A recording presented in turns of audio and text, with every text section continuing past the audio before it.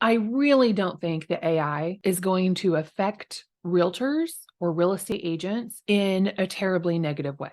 If anything, I think it's often a great tool to help us leverage our time, possibly make our copywriting better, perhaps do some of the hard labor of thinking before we actually get to work on a project. But I would never think about, okay, well, am I going to lose my job as a real estate agent because of this chat GPT thing? Well, no. Maybe if you're a copywriter, maybe you're concerned about chat GPT, but it's kind of like travel agents were concerned when Expedia came out or Travelocity, whatever websites first came out that disrupted the travel world. Yes, it disrupted them for a while, but now things have improved and the travel industry is once again booming, even with this technology that disrupted their market.